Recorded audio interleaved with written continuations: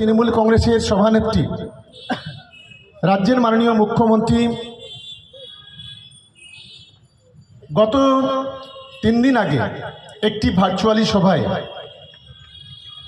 বাংলায় আমরা যারা তৃণমূল কংগ্রেসটা করি যে যেখানে দায়িত্বে আছি একটা নির্দেশ দিয়েছিলেন যে 3 দিনের মধ্যে এই এসআইআর সংক্রান্ত বিষয়ে একটা আলোচনা সভা।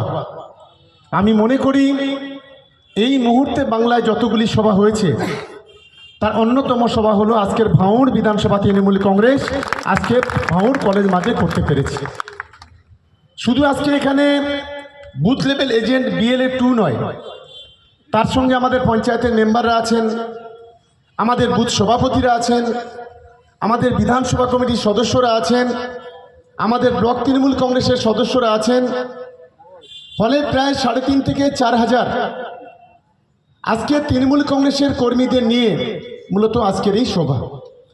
আপনারা সকলেই জানেন যে আমাদের দেশের এক অপদার্থ সরকার যেদিন থেকে বাংলায় ক্ষমতায় এসছে কখনো নোটবন্দির নামে মানুষের লাইনে দাঁড় করিয়ে দিয়েছে, রাস্তায় নামিয়েছে, কখনো NRCর নামে মানুষের রাতের ঘুম কেড়ে নিয়েছে, কখনো সিটিজেন অ্যামেন্ডমেন্ট অ্যাক্টের নামে মানুষকে অস্থিরতা তৈরি করেছে, কখনো সংখ্যালঘুদের ওয়াকফ সম্পত্তি কেড়ে নিয়ে তাদেরকে একটা বিপদের মধ্যে ঠেলে দেওয়ার চেষ্টা করেছে। এবং পরিশেষে আমরা দেখলাম দেশের অপদার্থ সরকার SIR এর মধ্য দিয়ে দেশের মানুষের ভোটাধিকার কেড়ে নিয়ে বিশেষ করে বাংলায় তাদেরকে তারা যে ভারতীয় নাগরিক নয় সেটাকে তুলে ধরার চেষ্টা করে রাজনৈতিক ফায়দা তুলতে চাইছে। আমাদের লড়াইটা সেই জায়গায়।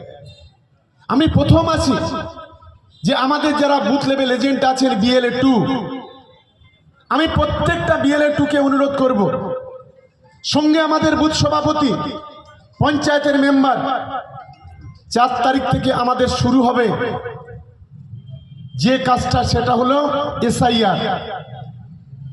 এই SIRটাকে যখনই শুরু হবে আপনাদের সকলে মাথায় রাখতে হবে যে আমাদের এটা হচ্ছে মূল লক্ষ্য বিজেপির চুপি চুপি ভোটের কারচুপি, অত্যন্ত সুষ্ঠু পরিকল্পনা। লক্ষ্য কি?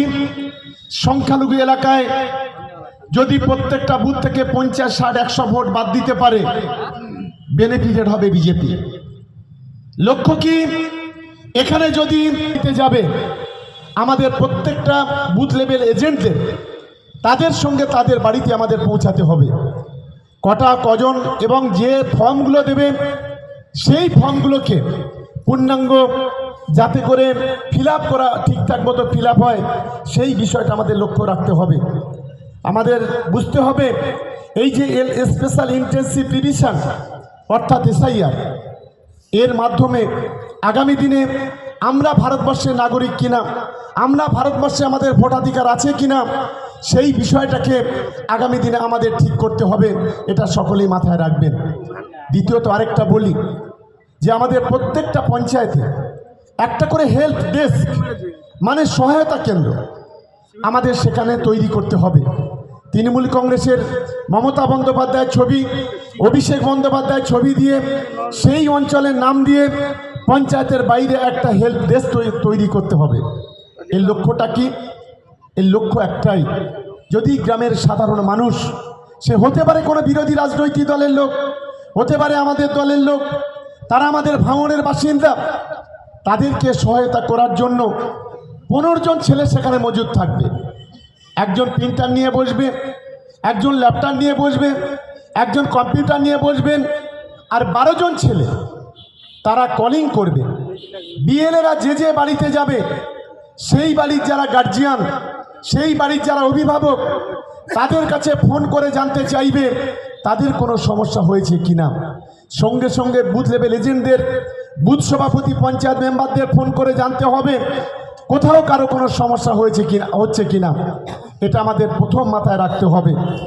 দ্বিতীয়ত, এবং এর সম্পূর্ণ দায়িত্ব থাকবে প্রধান এবং আমাদের অঞ্চলের সভাপতি, এবং তাদেরকে আমাদের নিজস্ব উদ্যোগে দুপুরে একটা মিলের ব্যবস্থা করতে হবে।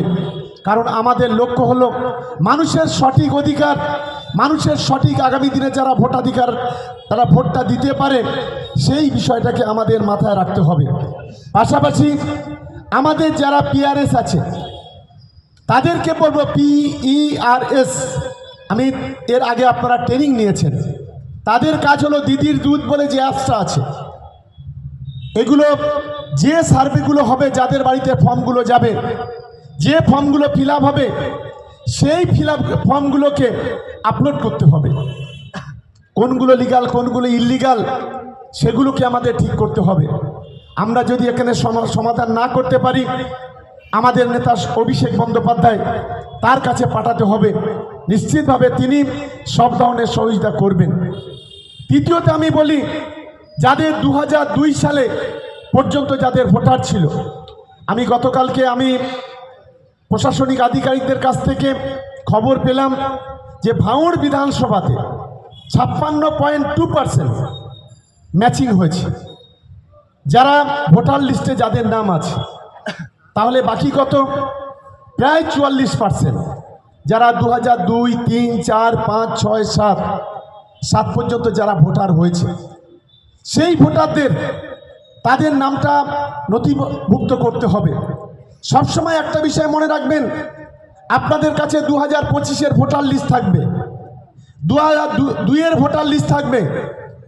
2025-এ যাদের ভোটার আছে প্রত্যেকেই যে ইমিউনাইজেশন যে ফর্ম, এই ফর্মটা কিন্তু ফিল আপ করতে হবে, কেউ বাদ যাবেন না। প্রত্যেকটা মানুষ, কারোর 2002-এ কারো বাবার নাম আছে কিনা, মায়ের নাম আছে কিনা সেটা পরের বিষয়, কিন্তু প্রত্যেকেই কিন্তু ফর্মটা ফিল আপ করবেন। কারণ যদি কেউ পরিকল্পনা করে ভোটার বাদ দিতে চায়, সেটা পরবর্তীকালে তার যখন নোটিশ যাবে আমরা দেখে নেব। যদি এখানে না হয় আমরা হাইকোর্ট, সুপ্রিম কোর্ট পর্যন্ত আমরা পূর্ণাঙ্গ সহায়তা দেব। এটা আমাদের ভাঙড়ের কোনো বাসিন্দার কোনো রকমভাবে নিজস্ব একটা পয়সা লাগবে না। আমাদের মাননীয় সাংসদ অভিষেক বন্দ্যোপাধ্যায়ের যে লিগ্যাল সেল আছে, সেই লিগ্যাল সেল দিয়ে আমরা লড়াই করব। এটা সকলে কিন্তু মাথায় রাখবেন।